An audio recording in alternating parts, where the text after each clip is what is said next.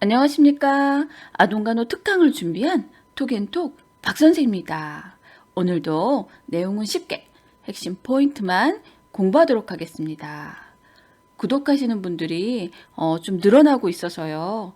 책임감을 갖고 톡앤톡 박선생이 열심히 한번 제작해 보도록 하겠습니다. 감사합니다. 목차는 다음과 같습니다. 성장과 발달, 신생아 간호, 고위험 신생아 간호, 영아 간호, 유아 간호, 입원 하나 간호 중에 오늘은 신생아 간호 두 번째 시간입니다.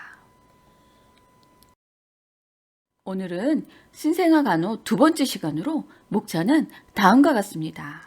출생 후 아프가 점수, 신생아 신경계 반사 종류, 신생아의 대천문 소천문, 신생아의 목욕 간호, 신생아의 질환과 간호, 신생아 선천성 대사 이상 검사에 대해서 공부해 보도록 하겠습니다.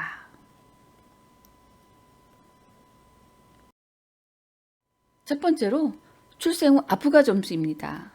출생 시 신생아의 상태를 사정하는 지표인 아프가는 1953년 닥터 아프가에 의해서 개발이 되었는데요. 분만 후 1분, 5분 각각 측정하게 되어 있습니다. 아프가 1분은 신생아의 즉각적인 생존 여부를 예측하게 되는 거고요. 5분의 아프가는 신경학적 손상과 장기적인 생존 유무를 예측하게 됩니다. 그래서 총점 0에서 3점이면 심한 적응 곤란, 4에서 6점이면 중증도의 곤란, 7에서 10점이면 정상으로 평가하게 됩니다. 다음과 같이 5가지 항목인데요. 피부색, 심박동, 반사 반응, 근긴장도, 호흡 상태입니다. 그래서 예를 들어서 피부색이 온몸이 분홍색, 사지가 청색이면 1점을 주고요. 심박동에서는 1분에 100회 미만이면 1점. 반사 반응에서 자극을 줬을 때 약간 반응을 한다면 1점. 그리고 사지가 굴곡이 됐을 때는 1점. 그리고 호흡이 느리거나 불규칙할 때는 1점. 그래서 1점, 1점, 1점, 1점, 1점, 토탈 5점. 이런 식으로 저희가 아가의 상태에 따라서 아프가 점수를 평가합니다.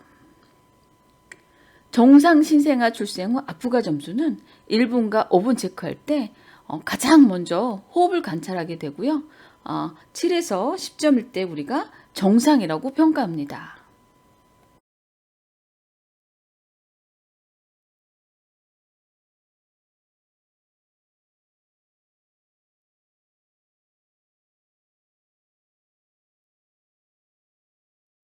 두 번째로 신생아 신경계 반사입니다. 문제가 많이 나오고 있는데요. 첫 번째 모로 반사입니다. 모로 반사는 조용한 상태에서 자극할 때 손가락, 손바닥은 활짝 펴고 발바닥은 안쪽, 양쪽 발가락은 닫고 팔은 포옹 자세가 됩니다. 3, 4개월 이후에 소실이 되고 출생 시 신생아실을 사정하게 되는데요. 모로 반사가 없는 경우는 뇌손상 여부를 확인하게 됩니다. 두 번째로 해저기 반사입니다. 해저기 반사와 같은 말로는 젖찾기 반사, 포유 반사가 있습니다. 해저기, 젖찾기, 포유 반사. 같은 반사입니다. 꼭 기억하세요. 입 주위 자극할 때 자극 방향으로 고개와 입을 돌리는 그런 반사입니다. 깨어있을 때는 3, 4개월 후에 소실된다고 합니다. 다음으로 바빈스키 반사입니다. 바빈스키 반사 문제가 많이 나오고 있는데요. 왜 많이 나오고 있냐면 이거는 10에서 16개월 후 소실돼서 가장 늦게 소실된다 해서 문제가 나오고 있고요. 발 뒤꿈치에서 발가락 방향으로 자극하면 엄지발가락은 발등 쪽으로 구부리고 모든 발가락을 부채꼴로 펴니다. 그래서 잊지 마세요. 가장 늦게 소실되는 반사는 바빈스키 반사입니다. 다음으로는 긴장성 반사입니다. 긴장성 반사는 직접 해보시면 꼭 기억이 날 것 같은데요. 아기를 반드시 눕혀서 머리를 돌리는 방향 쪽으로 팔과 다리는 펴고 반대쪽 팔다리는 구부리고 주먹을 쥡니다. 4 내지 5개월 이후에 소실이 되고요. 꼭 해보세요. 다음으로 잡는 반사, 다른 말로 파악 반사입니다. 손 안에 어떤 물체라도 놓아주면 꼭 쥐었다가 놓는 반사입니다. 이 반사는 2, 3개월에 강하고 5개월 후에는 소실됩니다. 다음으로 빨기, 다른 말로 흡철 반사입니다. 흡철 반사가 빨기 반사입니다. 무엇이나 입술에 닿게 되면 빠는 동작을 나타내고 이 반응으로 수유를 하게 됩니다. 출생 후에 자극이 없으면 소실된다고 합니다. 세 번째로 신생아의 대천문과 소천문입니다. 그림에서와 같이 대천문의 위치는 양측 두 전골과 전두골 사이에 있고요. 마름 모형입니다. 대천문 닫히는 시기와 대소면 가리는 시기가 비슷한데요. 12에서 18개월입니다. 꼭 기억하세요.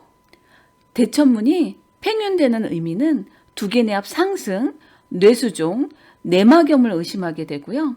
대천문이 함몰된다는 의미는 탈수를 의심하게 됩니다. 중요합니다. 다음으로 신생아의 소천문입니다. 양측 두 전골과 후두골 사이에 있고 삼각형입니다.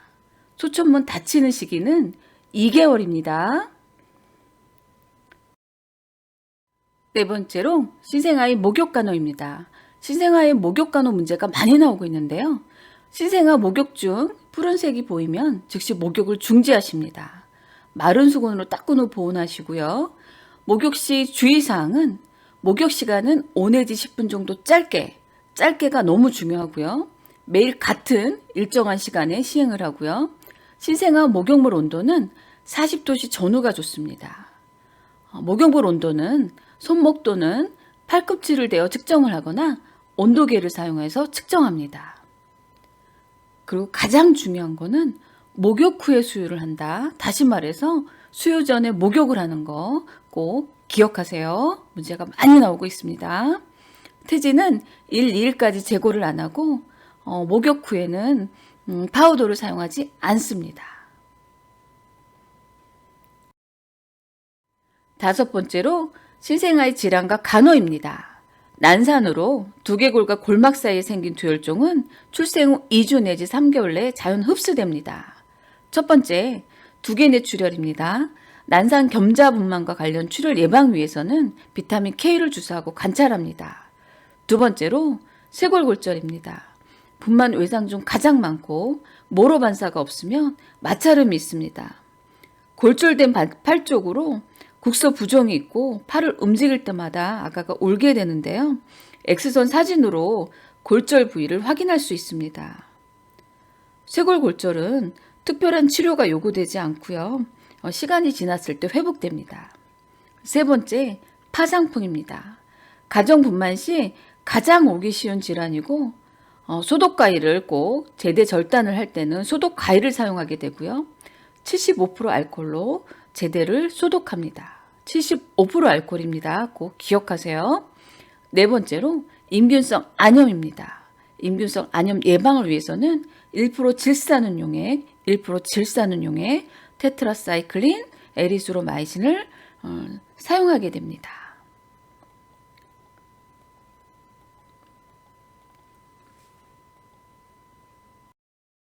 계속해서 신생아의 질환과 간호입니다.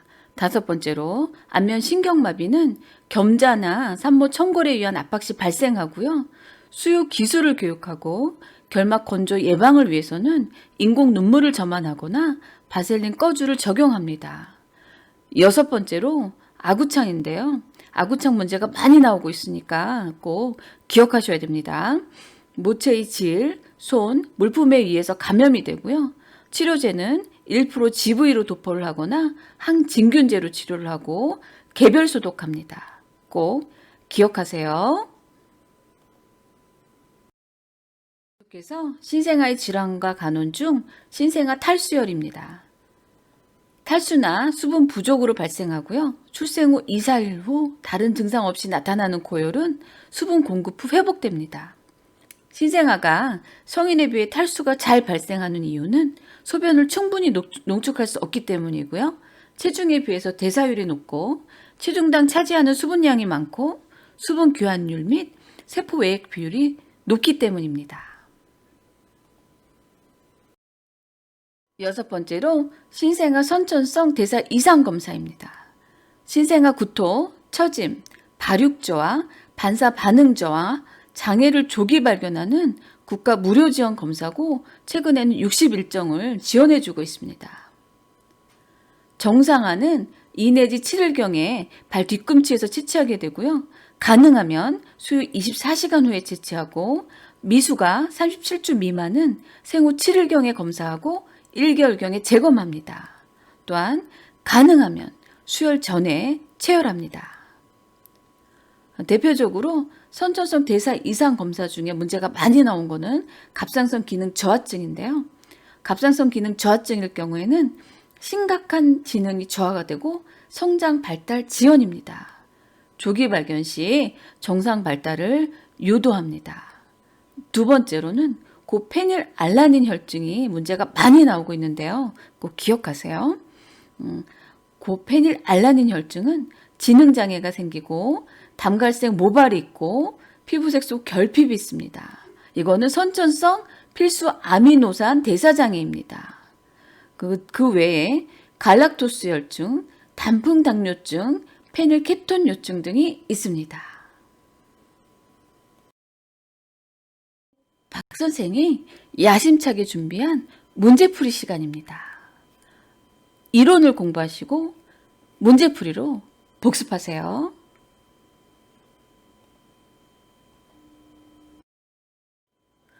첫 번째 문제입니다.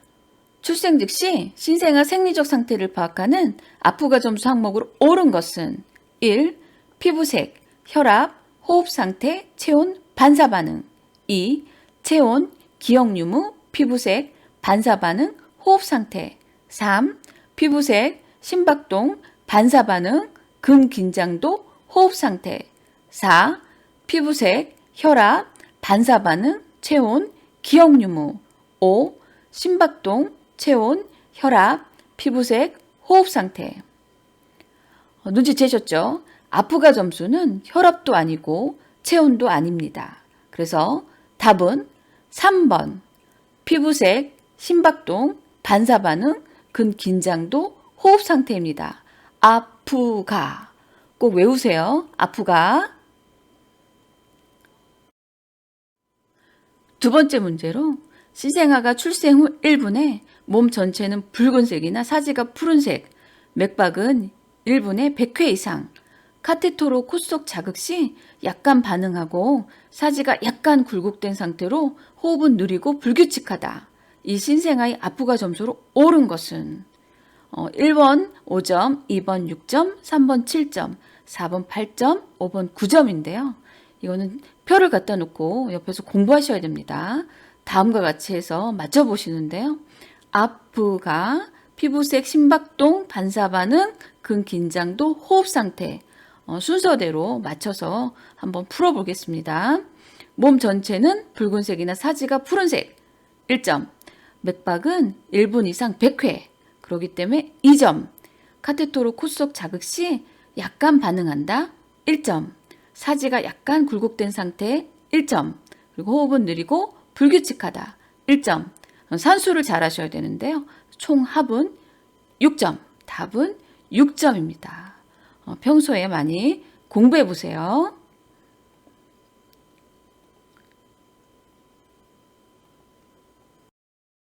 다음은 3번 문제입니다. 신생아의 반사 중 발바닥에서 볼 수 있는 가장 늦게 소실되는 반사로 옳은 것은 1. 빨기 반사 2. 포유 반사 3. 파악 반사 4. 바빈스키 반사 5. 모로 반사입니다. 빨기 반사는 흡철 반사고요. 포유 반사는 해적이 젖찾기 반사고요. 파악 반사는 움켜쥐기 반사입니다. 눈치채셨죠? 밟아. 4번 바빈스키 반사입니다. 바빈스키 반사는 생후 10에서 16개월 이후에 소실되고요. 가장 늦게 소실된다는 거 꼭 기억하세요. 네 번째 문제로 출생 직후 모로 반사가 미약하거나 소실 시 의심할 수 있는 질환으로 옳은 것은 1. 탈수 2. 안면신경마비 3. 영양실조 4. 뇌손상 5. 황달.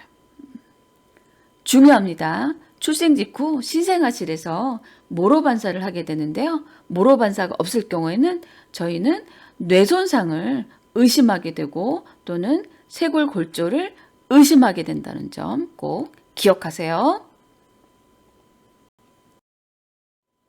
5번째로 양측 두조골과 전두골 사이에 위치하고 있는 대천문이 폐쇄되는 시기로 옳은 것은 꼭 기억하셔야 됩니다. 문제 많이 나오고 있습니다. 답은 4번 12에서 18개월로 대천문 폐쇄 시기와 대변 가리는 시기는 비슷합니다. 나중에 대변 가리는 시기, 대천문 폐쇄 시기, 비슷한 시기 꼭 기억하셔서 꼭 문제를 맞추세요.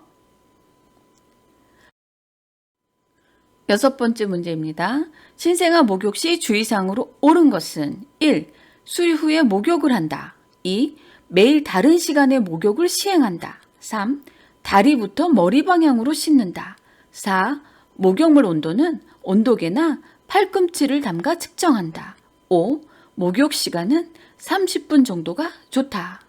목욕에 관한 문제가 많이 나오고 있는데요. 꼭 기억하셔야 됩니다. 답은 4번입니다. 신생아 목욕은 일정한 시간에 짧게 시행을 해야 되고 40도씨 전후의 물로 수유 전에 시행합니다. 지금 가장 중요한 내용들이 나왔으니까 꼭 잊지 마세요. 7번째, 출생 후 신생아 관련 질환 설명으로 옳은 것은 1. 아구창 치료는 1% 질산은이다. 2. 분만 시 생긴 두혈종은 시간이 지나도 흡수되지 않는다. 3. 아구창은 감염되지 않으므로 개별 소독은 필요 없다. 4. 임균성 안염 예방을 위해서 1% 테트라사이클린 안능고를 사용한다. 5. 쇄골골절 시 모로 반사 소실은 없다. 눈치채셨죠? 답은 4번입니다. 임균성 안염 예방을 위해선 1% 질산은 용액, 0.5% 에리스로마이신 연고, 테트라사이클린 연고를 사용하게 됩니다. 기억하세요. 8번째 문제입니다. 출생 후 정부에서 무료로 지원해주는 검사인 선천성 대사 이상 검사 설명으로 옳은 것은 1. 염색체 검사이다. 2. 정상화는 48시간 또는 7일 안에 검사한다. 3. 수유와 상관없이 검사한다. 4. 고위험 신생아 및 미숙아는 한 번만 검사한다. 5. 검사 이상 시 국가에서 전액 지원한다. 답은 2번입니다. 정상화는 2 내지 7일경, 미숙아 생후 7일경 이렇게 검사하고 1개월경 다시 재검을 하게 됩니다.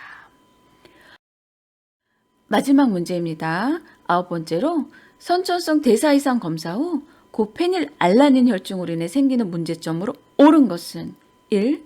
지방대사장애, 2. 탄수화물장애, 3. 무기질 대사장애, 4. 타이로신 과다축적장애, 5. 필수 아미노산 장애. 눈치채셨죠? 답은 5번입니다. 필수 아미노산 장애고요. 지능장애가 있고 담갈색 모발과 피부색소 결핍이 있습니다. 톡앤톡 병원 영어 한마디 함께 공부해 보세요. Lesson 39. Comments about medication and injections. Warming up questions. 1. Do you take any medication? 2. Why do you think some people are afraid of injections? 3. Are you afraid of injections? 1. I will change the IV intravenous. Solution. 2. I will give you an injection in your right or left buttocks. 3. Can you drop your pants and underwear? 4. Can you turn on your right or left side? 5. I will give you this injection in your left or left upper arm. 6. Will you roll up your sleeve? 7. Please take this medication now. 8. Please take this medication after lunch. 9. Please take this medication with a full glass of water. 10. This medication will make you drowsy. 11. If you feel nauseous, please let me know. 12. I will give you some medication. Question 공간 후 특강을 준비한 톡앤톡 박선생이었습니다. 감사합니다.